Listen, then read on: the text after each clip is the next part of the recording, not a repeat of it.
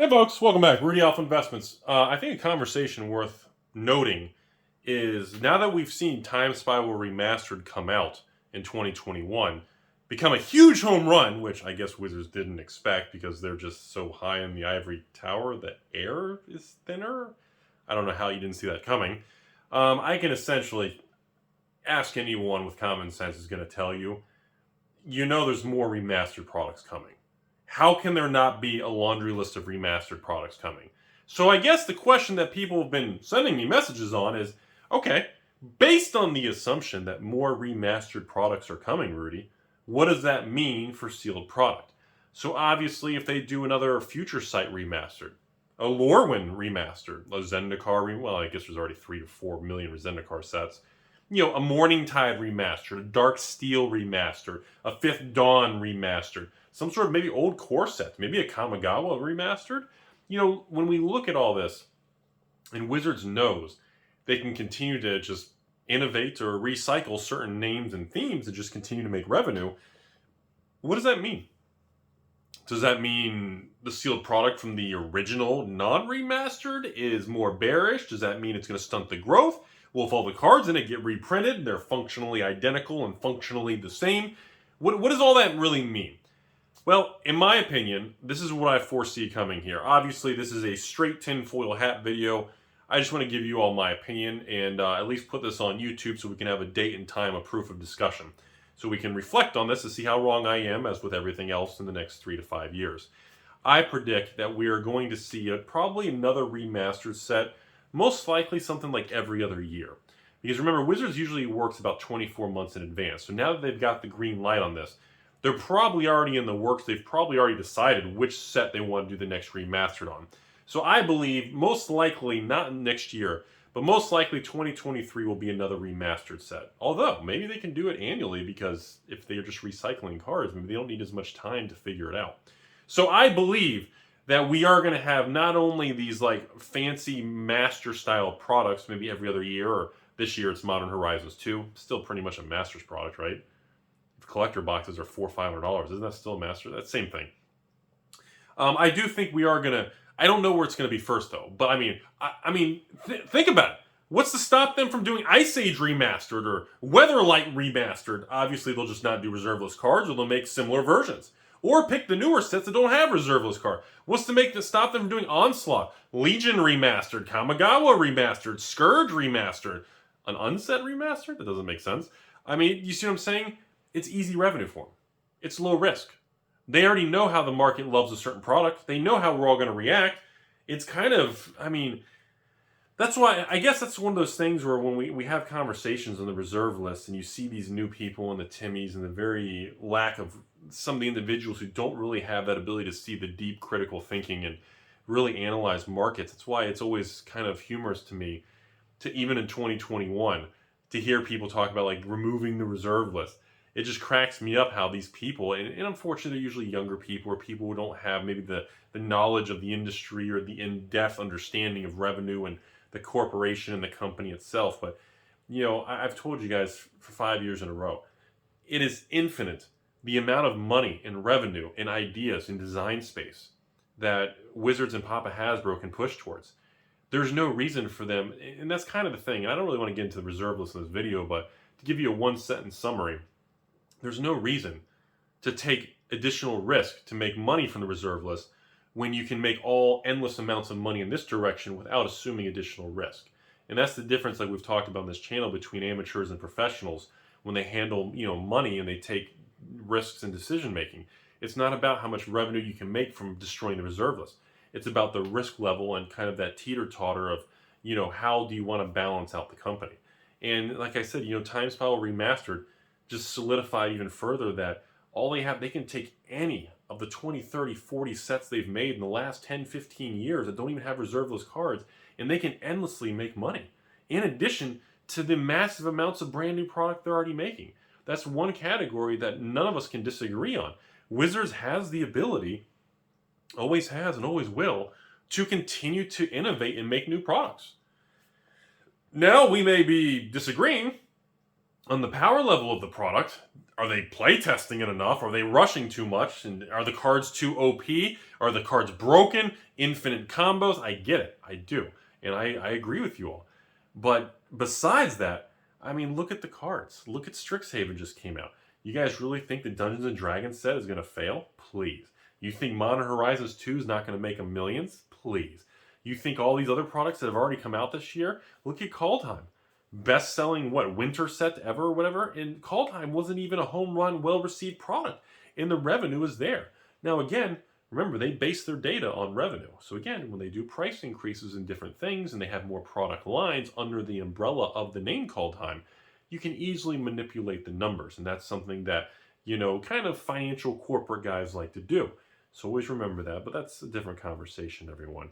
Overall, this video, I just want you all to know, because of Time Spiral's massive success, be prepared that over the next 3 to 5 years, we are going to see additional remastered products because it's super easy money with an extremely low risk barrier. And the fact that you can make that much revenue with that little amount of risk is going to be extremely attractive to the people in the ivory towers who need to perform and report data to Papa Hasbro. So that's kind of what I see coming. Now, the side effects of that, in the short term, I don't really see any side effects. In the long term, I don't see any downside, even for the original Time Spiral boxes, even for the original Kamigawas or whatever they end up remastering in the future. I feel like they're going to remaster like a future site or some sort of, I don't know. It just feels like some sort of, I keep going back to future site for whatever reason. But to me, it's not going to impact the original version because it's still a special, unique, original first edition printing. It's the same thing as like Pokemon and a first edition stamp versus Unlimited. The only difference is it's psychological and it's a collectible item. That's really all it comes down to. But I just think people need to mentally be prepared that, the framework has been laid where the next era, not only are we going to have the flashy era that we're in now since Throne of Eldraine forward, but just be prepared. The remastered era is upon us, and we're going to see a lot of remastered products and products that are just getting redone. I mean, who's to stop from doing a Masters remastered? Obviously with a better name, but I mean, what's to stop them from doing Eternal Masters remastered, or Eternal Masters revisited, or Eternal Masters, return to Eternal Master. They can do anything they want. And that is one of the things that Papa Hasbro, that's one of the reasons they bought Wizards of the Coast a long time ago. 20 years ago now? 15 years ago? Jeez, time flies. That's one of the reasons they bought it, because they knew long term, I don't think they knew it was going to get this big, but I mean, the design space is just so wide open for them to have new things. And now they're experimenting with these remastered sets in the crossover era of all these, Walking Dead secret lairs and now Dungeons and Dragons secret. We're going to start having these crossovers into just other IP brands. So, I don't know why people are just negative saying like, oh, Magic's going to die. Oh, the reserve list is, I guess it's just the flavor of the month. And I guess in a world of social media and the internet, you get your cool points, or what do they call them? Karma, right? You get your karma points or your cool points or your thumbs up or your tweets or whatever those things are. You get all those things from, I guess, discussing doom and gloom. I guess that that's what really helps people spread and maybe give you a name for yourself online. But, call me an eternal optimist. Call me just a natural bull that I believe no matter how many problems we have in the United States with all the things in the world, I believe there's always a way forward, and human beings will always find a creative way to get through, and it's always darkest before dawn, all that dramatic, cliche words, And I don't feel Magic's any different, and I really feel that moving forward, it's going to continue to shake and shock in all the system. I think that Wizards is going to continue to cause a lot of turmoil online with the continuing price increases and some of their decisions and the secret lairs and the Amazon restocks like crazy of time spirals and jump starts. And yeah, that's going to continue to really shake up the system and, again, breed opportunity for new and upcoming card games to step up and start expanding. It's helping more of the competition, which, again, to sum up this video, remastered products, secret lairs, competition, Wizards decisions, and price increases are the reason why it's always critical and very imperative that you diversify. And when we're talking about collectibles, just like me, I personally believe for myself that yes, Magic, single cards, sealed product. Pokemon, if you want single cards, only the old stuff. Sealed product, gold across the board. Same thing. Let's look at any other category. You can go over to comic books. You can go over to stamps. You can go over to graded currency. You can go over to the sports card world, which I know nothing about, but I know it's crazy amounts of money. Even all these new card games, everything from the Digimons to the Dragon Ball Supers to the Final Fantasy stuff. Force of Will making a comeback. Word on the street is some distributors are picking Force of Will back up, and it's going to start spreading again. There's some rumors of that. Don't have proof yet. So you've got literally, and of course, the new Meta Zoo and Flesh and Blood that are just shaking up the industry out of nowhere. You know, so I mean, we're seeing a lot of activity everywhere. And I've never been alive in a time like this where all the categories, all the ships in the ocean are rising because of the rising sea levels. Usually only certain ships like Magic booms and Pokemon is soft, kind of like before. Or, you know, Reserveless is booming because the new cards are tanking. Usually it's teeter-totter. When one's up, one's down. That's the importance of diversification because you don't know which category is going to go to the moon this month. So it's very important to split between multiples so you can really ride out all these swings from different sectors and equity markets or collectibles, you know? So that's what I see going on, folks.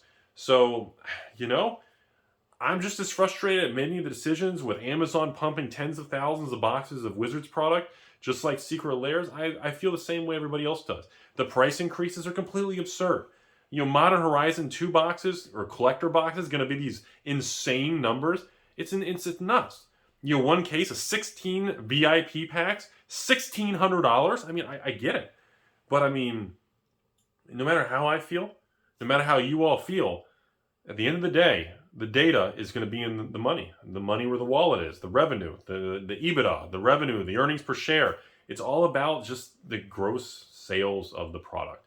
And the numbers and the data show that no matter how much we don't like certain things or directions or crossovers, the money speaks a different story, folks.